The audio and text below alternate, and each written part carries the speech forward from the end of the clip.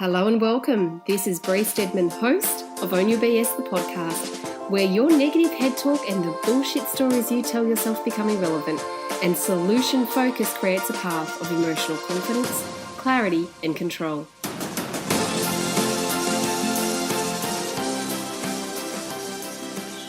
Hello and welcome to episode 6 of Own Your BS. Today, I wanted to share with you some strategies and some insights into stress. Those moments that cause us to feel flustered and overwhelmed when we're doing too much in too little time or trying to be too much for everybody else. The term "I'm stressed" is something that the average modern day woman is saying or thinking to herself anywhere between 50 and 150 times a day. And stress is frying our brains from the inside out. Now, when a moment triggers the stress response, a hormone called cortisol is released into the bloodstream. Now, cortisol is one of those hormones that actually dumb us down because as cortisol is released into the blood, the parts of the body that are not required for that stressful moment, such as your immune system, your digestive system, slow down to accommodate for the extra energy that you might require in this stressful state. And that is what cortisol does. It redistributes the energy in your body so that you can be prepared to address this stressful state. Now, it's traditionally known that when we go into stress, we would go into this state that they say is called flight or fight. Now, flight or fight syndrome means we get ready to actively and sometimes aggressively address whatever it is that's causing us to stress out. And if you are a man, that would certainly be true because as cortisol is blended with the testosterone in a man's body, that prepares them to respond to stress in that manner. But we as women, we don't have high levels of testosterone. In fact, we have high levels of estrogen. So when cortisol is blended with our estrogen, our natural stress response is to go into a state of tend and befriend. Now, what does that mean? That means we will put other people's needs before our own to ensure that they are safe in the moment that stress strikes. And you've only got to look at a, say, natural disaster to see this play out in action. I remember a few years ago where we live, it's Newcastle, New South Wales, and we had some massive storms come through. Now, while the storms were happening, my husband, bless his cotton socks, was more interested in getting out there and exploring the environment, exploring and seeing what that storm had actually caused, the destruction. So he was reacting to this stressful state in this fight or flight mode in that he wanted to get out there and be active in that space. I, however, was more concerned that everyone that I cared for was safe. So I was busily connecting with people that I knew were affected directly by the storms. And I was busy updating my family and friends to let everyone know that I was safe. I was going into the mother role, the female role of tend and befriend. And it was only after I knew everybody else was safe that I could then look at addressing the situation with a little bit of adrenaline. Now, this happens every single day we go into a stressful state. The stress triggers us to put other people's needs before our own. And the funny thing about this stress release is as cortisol is flushing through our body, our immune systems and our digestive systems slow down to accommodate for the extra hormone that is running through our bodies. Now, this is quite often why women who experience a lot of stress also find it quite hard to lose weight. And they are also prone to sicknesses such as colds and flus because their immune systems and their digestive systems are constantly being triggered and then slowed down depending on where cortisol is at that time of day. Now, the next thing that I wanted to share with you is this whole blend of estrogen and cortisol.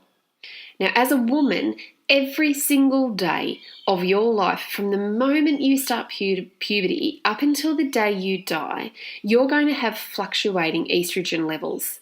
So depending on where your estrogen levels are, the way that you respond to stress is also going to differ.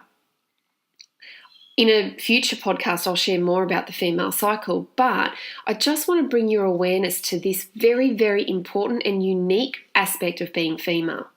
We have an ever-changing hormone level.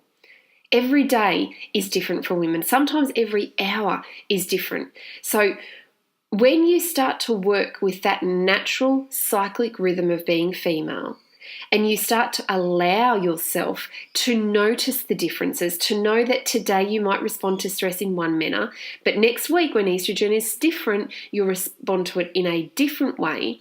When you can allow for that change to happen naturally without judging yourself, without beating yourself up, you'll find that you'll be able to navigate life circumstances with a little more self-compassion and self-acceptance.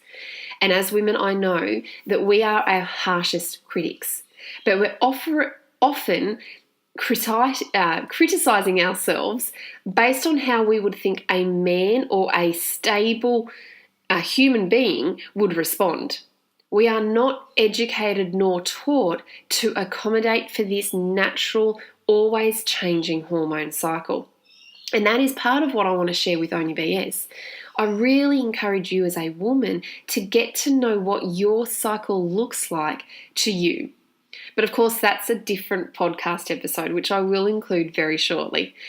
So let's get back to stress. Now, the antidote to stress is oxytocin. Oxytocin is a feel-good hormone. And this feel-good hormone calms and soothes your body. It brings you back to a natural state. But how do we activate oxytocin, and can we do it on demand? Well, the answer is yes, we can, when we know how to calm ourselves down. So one of the greatest releases for oxytocin is human-to-human contact, skin-on-skin contact, a heartfelt, enjoyed, present hug can activate a stream of oxytocin through your blood, which will calm down any stress response that you may be feeling. So having a hug is one really quick way that you can trigger oxytocin to be released into your blood to calm the stress response, to bring you back to a state of ease. But we don't always have people around to hug. And sometimes the people that are around us, we don't want to hug because they are possibly the reason why we are feeling stressed. So, what else can we do? I'm going to encourage you the next time you start to recognize that you are stressing out, I'm going to encourage you to stop and start to analyze what it is that you are actually stressing about. Remember, I said the average modern female stresses between 50 and 150 times a day. We are doing this out of habit. And quite often we're stressing out over the same bullshit things as we did yesterday. And we're not consciously looking at whether or not that's something we actually need to stress about. We're just going about it instinctively. Things like watching the clock and having to run out the door at a certain time. Listening to the conversations that our children are having and trying to put our two bobs worth in causes us to stress instead of allowing them just to sort their own dramas out. Worrying about what other people are going to think is such a trigger point for stress. Now, all of these are either putting our focus where our focus doesn't need to be, or putting our focus into the future, into something that we can't truly control because it hasn't happened yet. So, the next time you recognize that you are stressing out, I'm going to encourage you to stop and ask yourself these questions. Firstly, what is going on? What's happening right now in this situation, and look at it from an analytical point of view. What are you trying to do? What are you trying to accomplish? Is it something that is realistic given the time frame that you've allocated, or is it something that you could put off until later? What are you focused on? In that moment that you start to stress out, what are you focusing on that is triggering you to get stressed? Now, I want to share a little strategy with you in a moment to help you to eliminate stress, but by asking these 3 questions, it brings you back into a state of choice and personal responsibility. Because if you are focusing on things that are out of your control, then you can bring your attention back to what you can control, which is quite often an activity or an action for that moment. So, if you could choose what you wanted to feel in that moment instead, what would you choose? What would you choose to be doing, and what would you choose to feel? When you've identified that, what is stopping you from doing or feeling that thing? When you know what's stopping you, what are you going to do about it? Because when we recognize what we perceive to be a block, we can then also perceive or create a solution around that objection. It's a simple matter of identifying what is going on in the moment. And is it easy to do? Not always. Sometimes the stress is just too big. So in those instances where you really feel like stress is starting to take over, I'm going to encourage you to stand up and take a step back from the situation that is causing you to stress, whether it is family related, personal related, or work related. When you recognize that stress is really building up within you, stand up, take a step away. And I encourage you to lift your eyesight to something above eye level. Now, the very act of lifting your chin and looking above natural resting eye level is going to physiologically change the way that you are standing or sitting. And that one simple act of just lifting your head and lifting your eyes is going to help you to lift out of stress. So, take a step back, lift your eyes, focus on something above you, and then just be mindful of all of that space around you. Try and identify 3 or 4 things on either side of that point that you're looking above eye level at. And be mindful of the space that is all around you. And when you are in that zone, then ask yourself, if I could choose to feel or do anything right now, what would it be? What is stopping me from feeling or choosing to do that thing? And what am I going to do about it? What can I do in this moment to step forward away from stress and back to emotional control?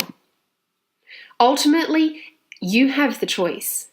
And the more you stop and recognize what triggers you to feel stressed and choose to do something instead of relying on the habit of stress, the more emotional control you're going to bring back to your life. Now, if you're interested in knowing more about how you can get out of stressful states, how you can take control of those negative thoughts and those negative feelings that keep deterring you from experiencing and enjoying your best life, then please feel free to reach out. I have a whole range of services and products that are available for you to take back emotional control, to own your BS. So I'm going to include the link to my website to this podcast episode.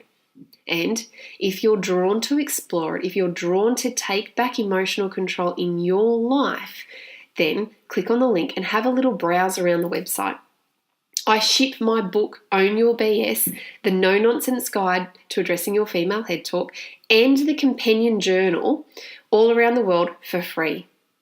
So this is a fantastic starting point for you to take back tangible action from your life. And one quick thing, if you do choose to purchase Own Your BS, the book, I want you to know this is not a fluff and stuff book. This is not something that you're going to read and get to the end of the book and go, well, that was a whole heap of lovely information, but I still feel stressed. This book is designed to act as a workbook for you. So at the end of every single chapter, you can start to implement tools and strategies that are specific for how you as a female processes life. And you can start to take back emotional control with every single chapter of that book. Thank you so much for joining me today and for the previous 6 episodes. It has been so wonderful sharing this time with you. And if there's something going on in your life that you would like some help with, if you keep getting caught up in talk that's not serving you, I'd love to know about it. I'd love to help you explore what's really going on so that solution focus becomes your priority. Have a fantastic afternoon, and I'll catch you all again next week.